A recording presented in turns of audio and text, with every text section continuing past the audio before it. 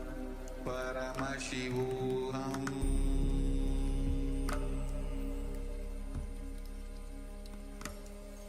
Om Nithyananda Paramashivoham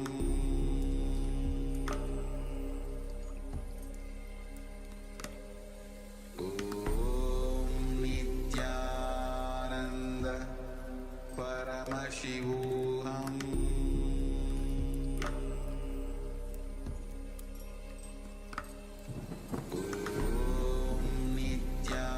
Nithyananda Paramashivoham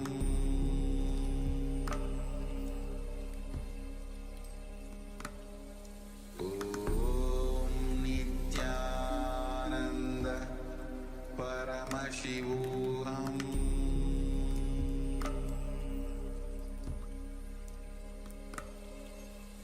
Om Nithyananda Paramashivoham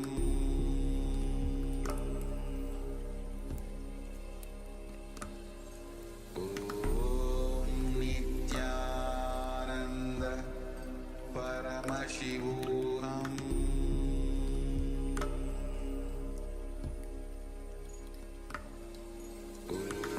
Om Nithyananda Paramashivoham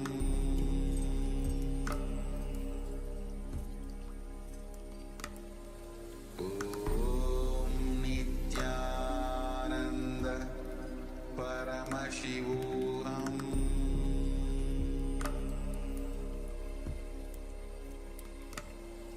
Om Nithyananda Paramashivoham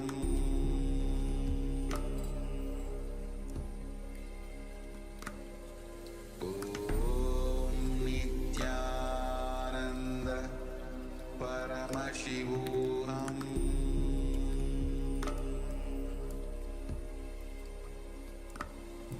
Om Nithyananda Paramashivoham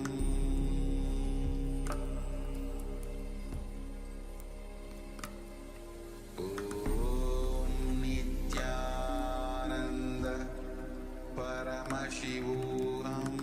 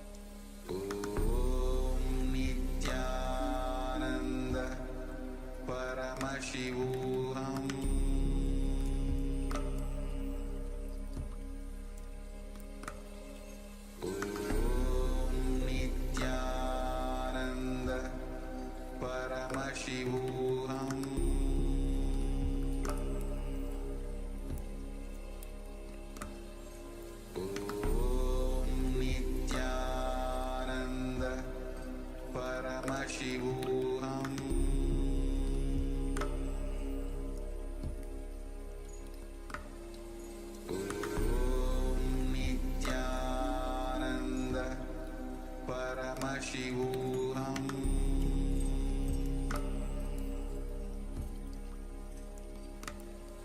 Om Nithyananda Paramashivoham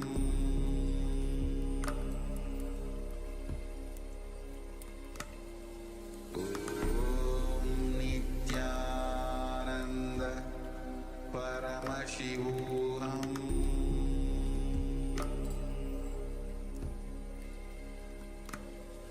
Om Nithyananda Paramashivoham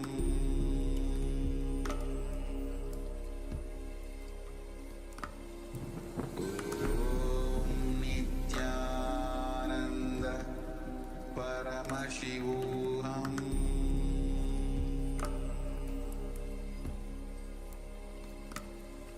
Om Nithyananda Paramashivoham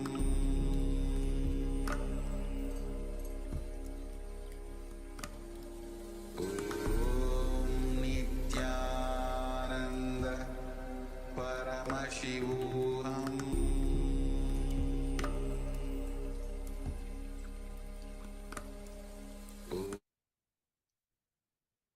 Yes. Now, slowly open your eyes. Whatever Swamiji revealed through the third eye, you can put it in the chat. I request all the participants. Whatever Swamiji revealed through the third eye, you can put it in the chat.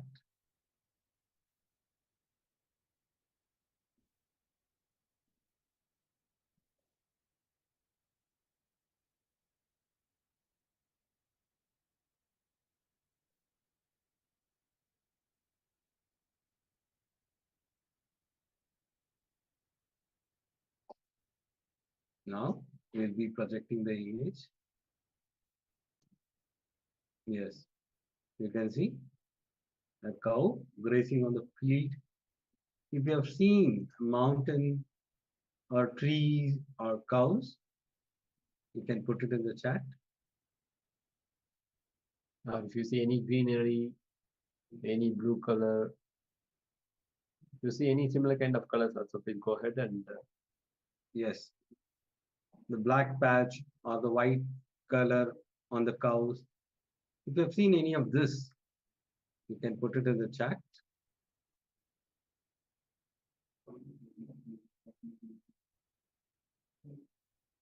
and we request all the participants, Ma, Nada Yogini Ma, and Quick Zin Weng.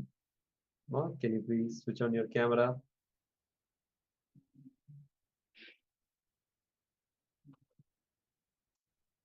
Only if you participate, then we can help you in the power manifestation. The more and more you manifest the powers, that will help you to have a breakthrough in your life.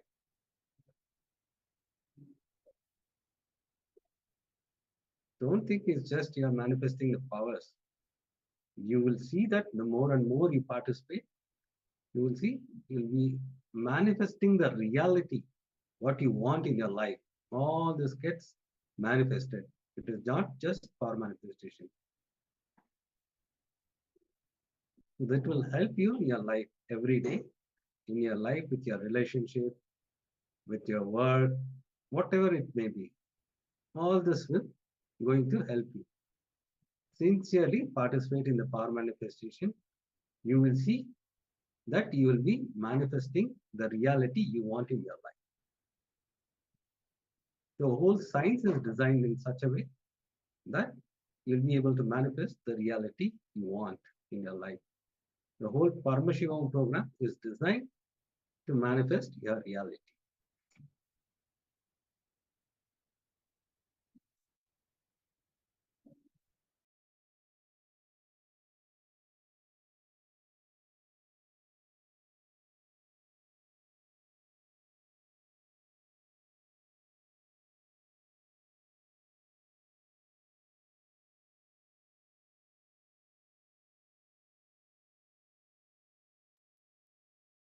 Please open your eyes. I request all the participants to open your eyes. And whatever Swamiji revealed through the third eye, you can put it in the chat. Aya Vidyarupanaya, you can tell one of the participants to close the eyes. Okay.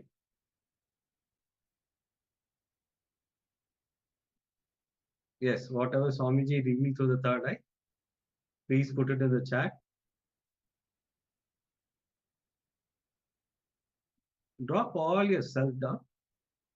Whatever, it might be a powerful cognition, it might be a word, it might be some letter, whatever it may be, you can put it in the chat.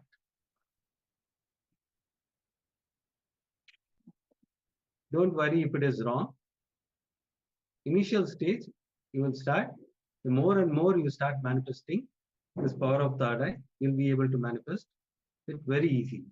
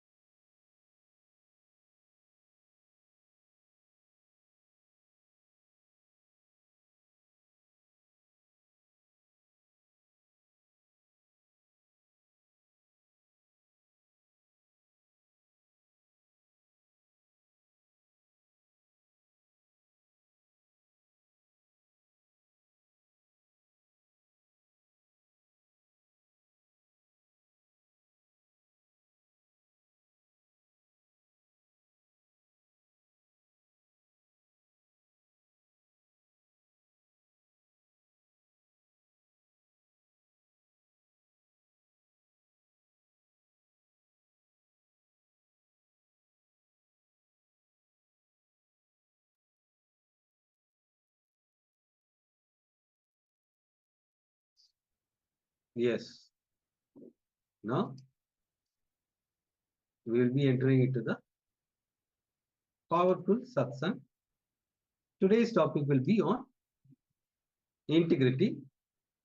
So let's understand what is integrity.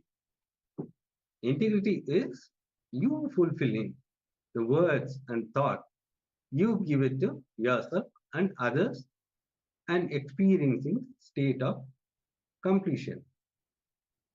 Listen, integrity means you fulfilling the word and thought you give it to you and others and experiencing with you and others. So now let us enter into the powerful session from Swamiji. Please have your notebooks and pen along with you so that we can enter into the session.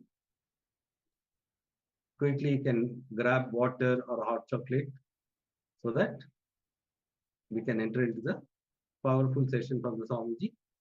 And please have your book and pen now.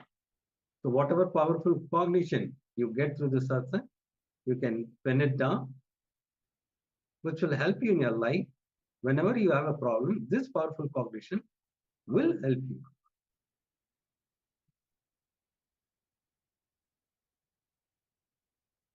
To get ready so that we can start the session. And as today's segment is going to be the 4 fundamental principles like integrity, authenticity, responsibility, and enriching. In this, the first principle is integrity. That is, we are going to look at it now.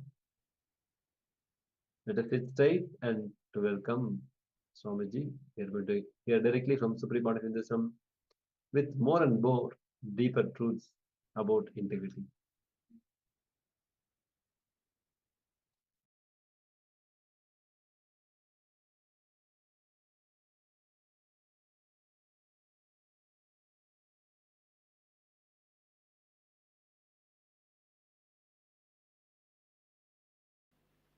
Please come to the space of listening.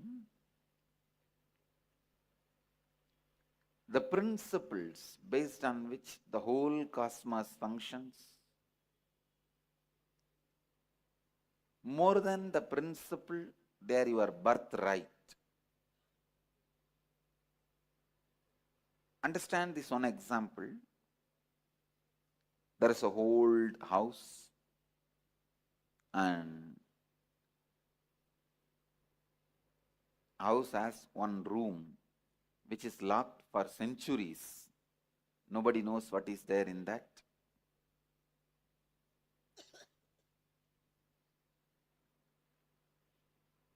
The Rajaguru of that family calls you and gives you the key and says, go and open that key, and whatever is inside, enjoy it, it is yours.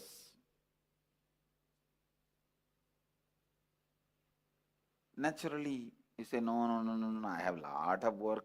Why one more work? I am not interested. Who will go into the house and who will go into the room and who will open?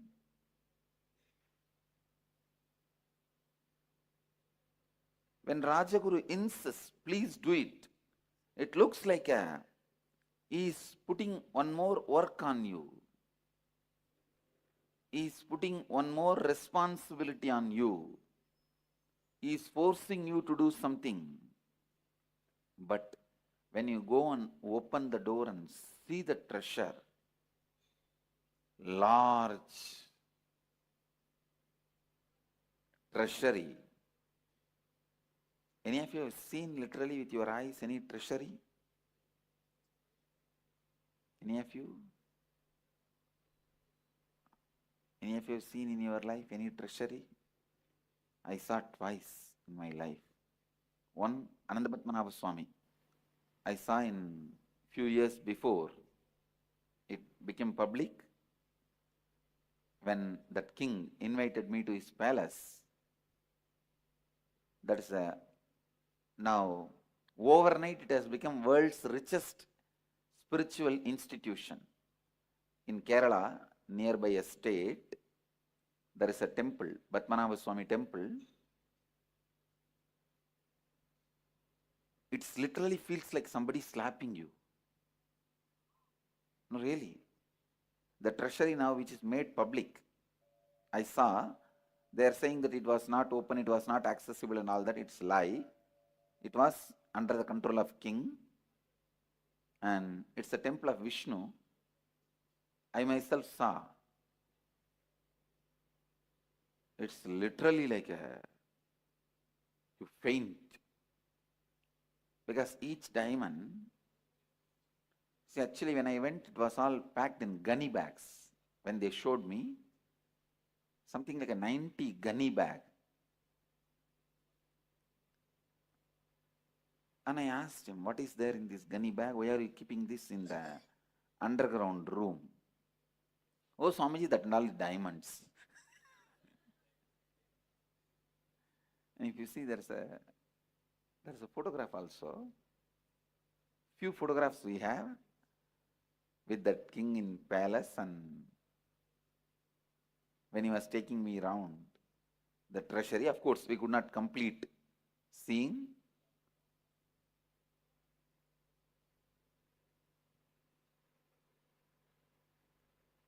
In a single Vaidurya stone, around 4 feet, throne. The whole throne is single Vaidurya stone. In single Vaidurya stone they have carved. I don't know how many 1,000 crore it will be. And once I saw the Venkateshwara's treasury, Tirupati Venkateshwara's treasury. Anyhow, I'm just giving you the idea of what is treasury. If you find the treasury in that room and make it as yours, after that, will you feel what that Rajaguru was telling you is a responsibility, is a work? No, it's your birthright. Please understand. before you open the door and acquire the treasury, acquire the treasure, it's a work. After you acquire the treasure, it's your birthright. Exactly the same way, these principles, these 4 principles, before you live them and start opening up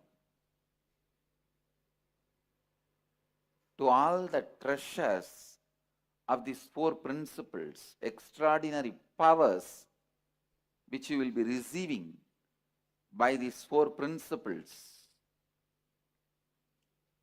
Please listen. Before the extraordinary powers of these 4 principles becomes available to you, living this may look like a responsibility. Please listen. Come to the space of listening. Before you experience the powerful principles expressing miracles through you, it is like a responsibility. But once you open the treasury, the powerful powers which comes to you by internalizing these principles, it's your birthright. How many of you are able to cognize what I am saying? So these 4 principles are not one more responsibility I am adding to you, one more rule I am adding to you, one more law I am adding to you.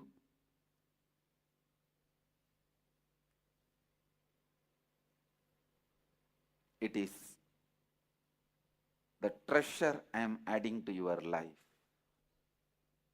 Understand? I think still many of you are not cognizing. If you cognize the treasure is getting added to your life, you will sit straight.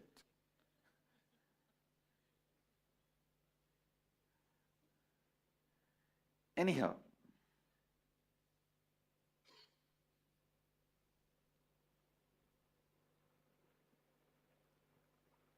maybe when you start seeing the extraordinary powers, these principles can add in few days. You will see that excitement happening in you. You will see that experience happening in you.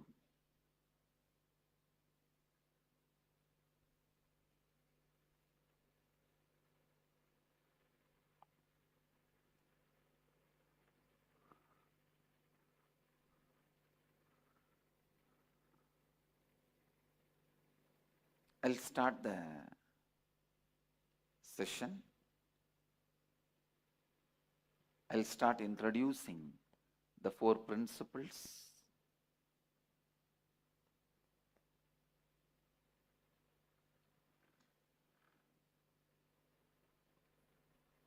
First principle.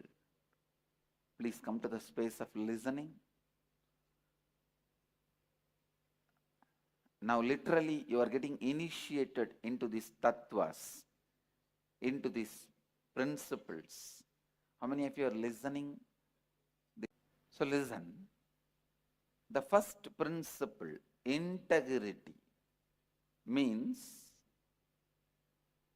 integrity is you fulfilling the word and thought you give it to yourself and to others and experiencing state of completion with you and with life.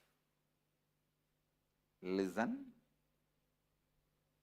Integrity is you fulfilling the word and thought you give it to you and to others and experiencing completion with you and others.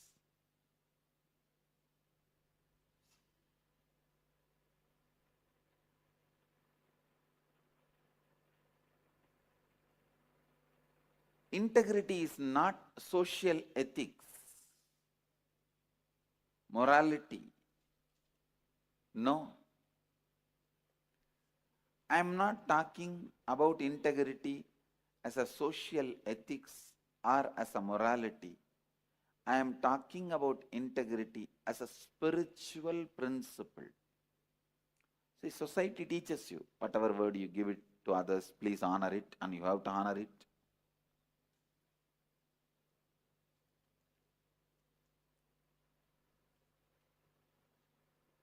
I am not talking as a social morality or ethics. I am talking as a spiritual principle. Please listen. Society many times teaches you to fulfill the words you give it to others because based on that only society runs. But here, the first thing you need to know, the words you give it to you, the words you give it to you,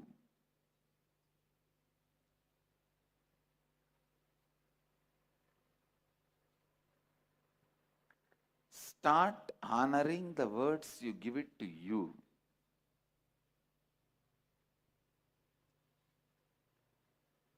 Everyone understands integrity with others. It's like if you give a word to somebody, you will give $1 million within a week.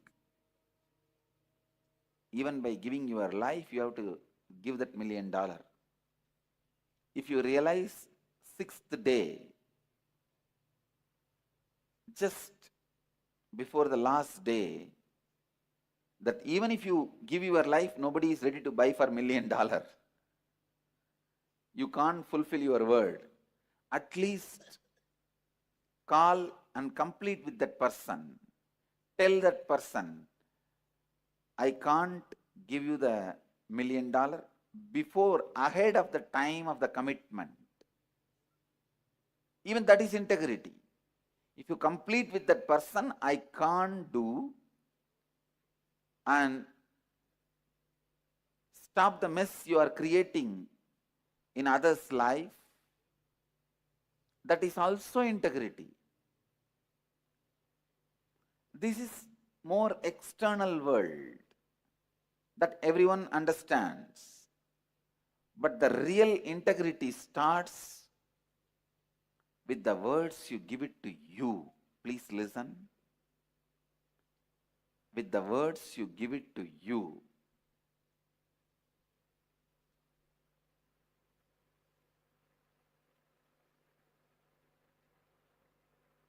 I am giving you an example. In the young age, you wanted to become a doctor. Means you already gave a word to you that I will become a doctor. If you don't, sometimes you don't become doctor and you don't even bother about the word you gave it to you.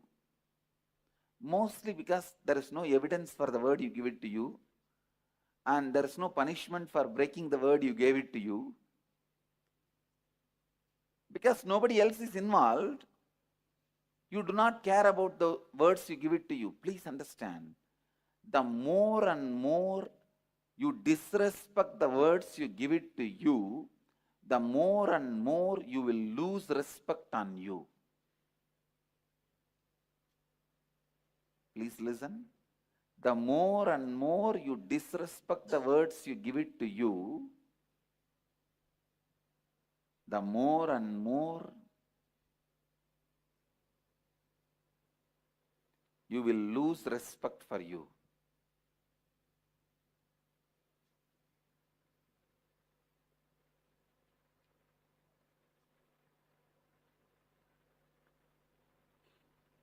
If you have committed with you that I am going to become a doctor, and if you are not able to become, at least complete with yourself. I gave a word to me, oh me, I gave a word to me that I'll become a doctor. Neither I have become, nor I am going to be. So I complete with the commitment. I gave it to you, or I gave it to me. I free myself from this commitment so that I can become complete. It's something new, first time.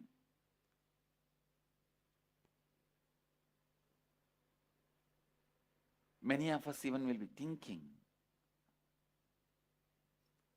And you know the worst thing, not only we don't honor the words we gave it to us, and we neither complete with the words we give it to us, because this becomes a pattern, we don't even remember the words we gave it to ourselves. How many of you understand that?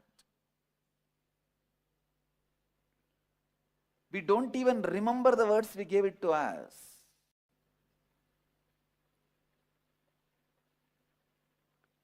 Your life works only when you are in integrity.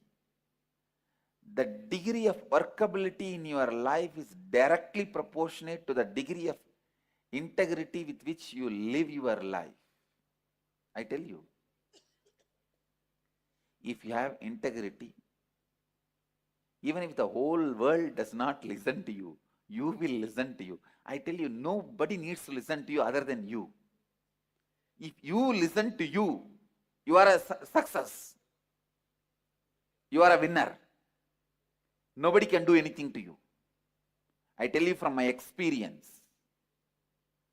Just if you listen to you, nobody can do anything to you. The being who is in completion, nobody can do anything. Because cosmos wants him alive. Life wants him alive.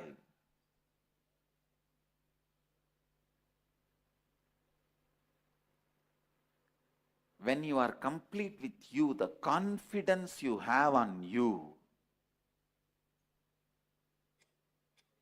understand? When you are complete with you, the confidence you have on you, confidence the completion with you brings.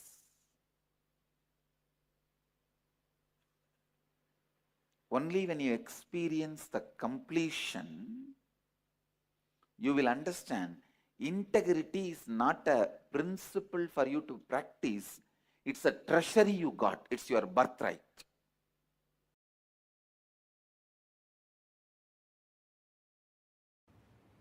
Strange conclusions you create in your life without simple integrity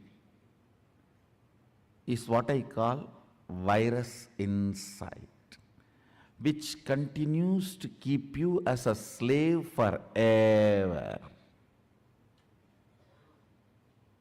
This is the straightforward, most practical solution. You need to understand almost 99% of your conclusions, the cognitions you carry about you, life, strange stupidity. If I wear the black dress today, the whole day will be bad. How you came to conclusion? If I see somebody in the morning wearing black dress, the whole day will be bad. How you came to the conclusion? Coming to strange conclusions and operating to strengthen those conclusions in your life. Understand what I am talking? I am giving a very superficial examples. I can go deeper. Go deeper. when your body is in good energy after a cup of coffee, how you think and perceive, how your cognitions are. When you are tired, bored, body is tired, how your cognitions and perceptions are. See, your cognitions, your irritations, your inspiration or boredom is not logical. It is just cup of coffee. It is just few chemicals and hormones.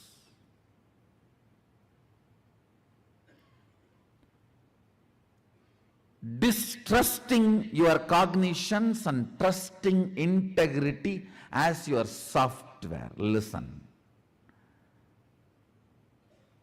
Just disowning all your cognitions, deciding to catch up with the integrity. Integrity means I'm defining.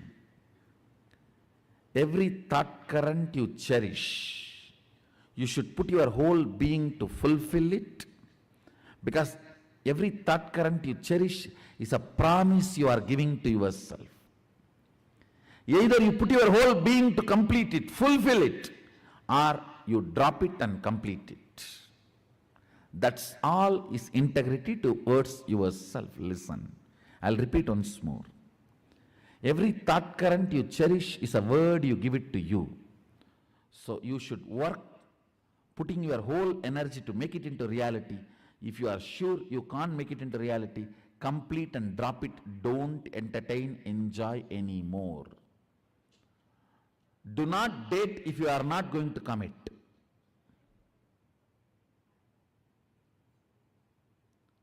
Same thing outside. Give a word only when you are going to live it. If not, drop it.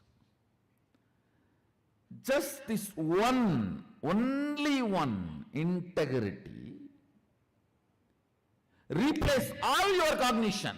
Your cognition about God, your cognition about world, your cognition about life, your cognition about society, your cognition about your body, your cognition about your mind. Replace it just with this simple, straightforward integrity. The kind of a transformation you will go through, I tell you. In Ayurveda, there is a very simple one verse by a great Siddha. He gives deathless life, the art of deathless life. Take care, the throat is always clear. You will not have death. Looks so simple. One, true, the statement is true.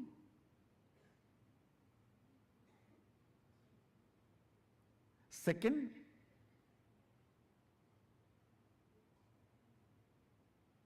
all problems start with your throat infection.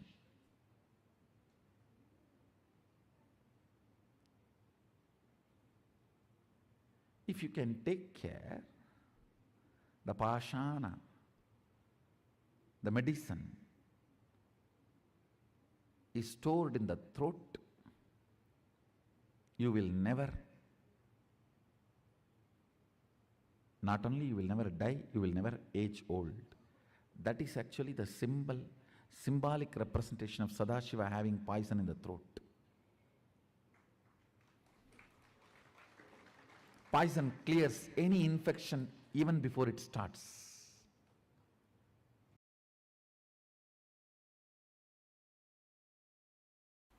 See, in anything you do, you know the first principle. Am I right?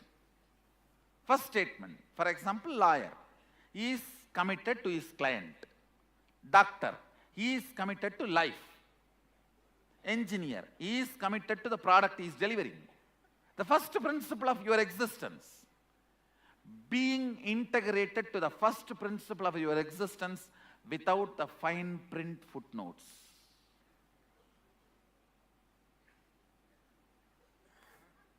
See, all of you know the first principle of your existence. Am I right? Being committed to that, being integrated to that. All the other utility transactions cannot touch the integrity of your first principle. They may be there, may not be there. But the first principle cannot be compromised. Cannot be compromised. I tell you, first principle brings strength.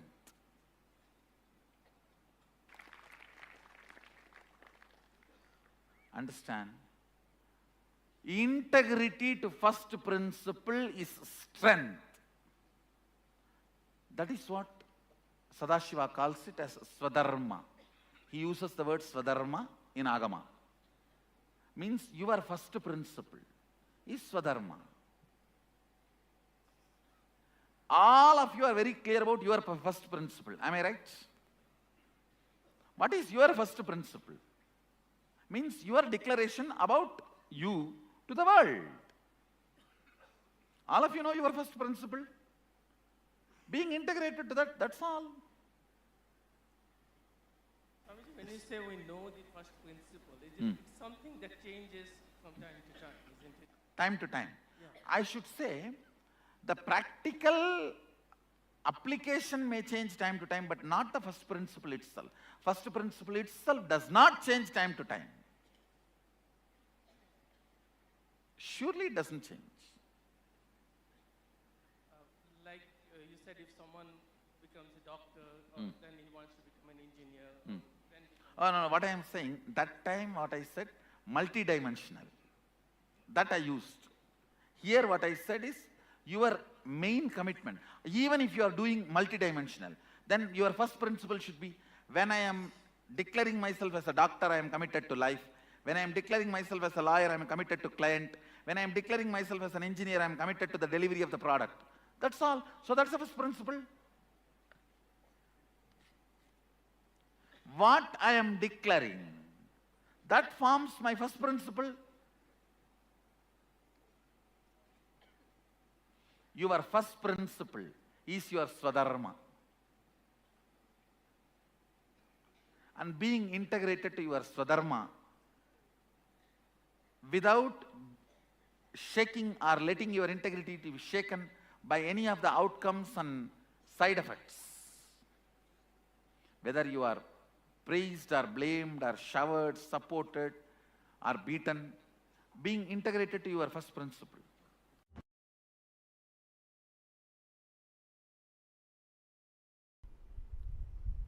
Integrity, anything which your cognition cognizes. As on now, I can give you example of how your cognition cognizes anger and lust and even hunger, fear. In that frequency, if you cognize the power of integrity, you will be powerful forever. You will be powerful forever.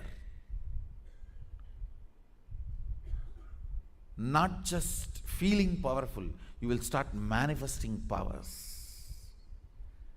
Because if you are integrated to your wife, you will have a very good home. If you are integrated to your boss, you will have very good office. If you are integrated to Guru, you will have amazing cosmos.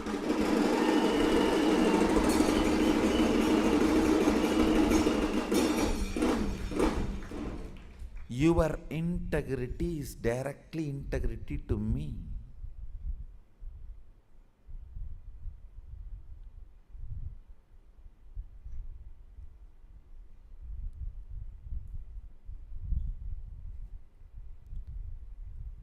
I was successful in integrity when I was young because I made it very personal.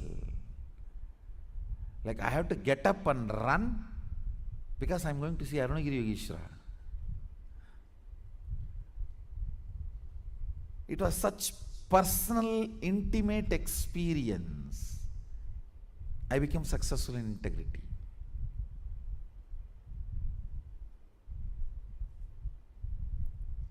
Not any other logical practices. Practice may make you perfect, not integrated. Cognitive shift makes you integrated. Decision makes you integrated. That is why when you miss integrity, I am not asking you to practice integrity.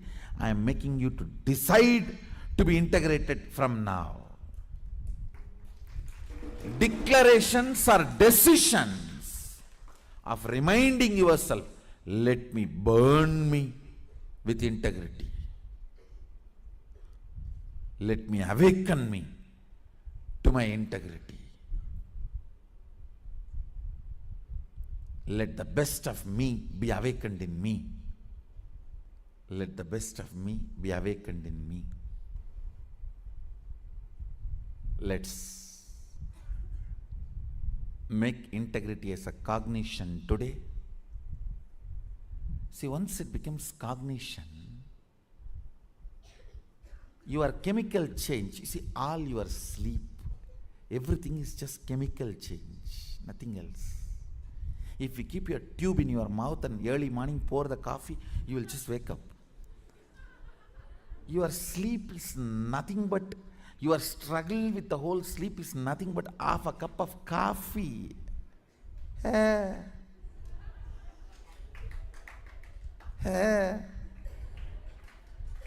No, really.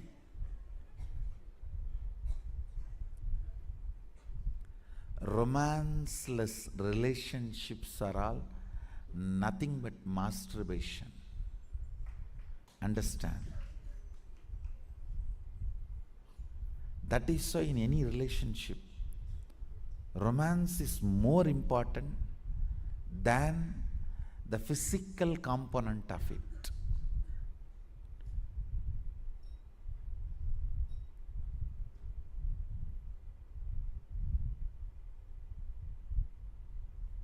All your struggle with the sleep or tiredness or boredom is nothing but simple chemical imbalance.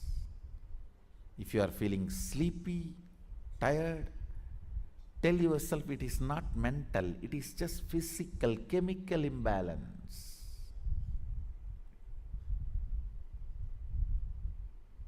Integrity will clean it up. When you clear chemical imbalance using integrity, you bring tremendous health to your system. Understand? If you don't sleep because you are watching movie or some other entertainment, Facebook or something else, you may fall sick. But if you don't sleep because you are practicing certain integrity or tapas, you will never fall sick. Only your body will become healthy.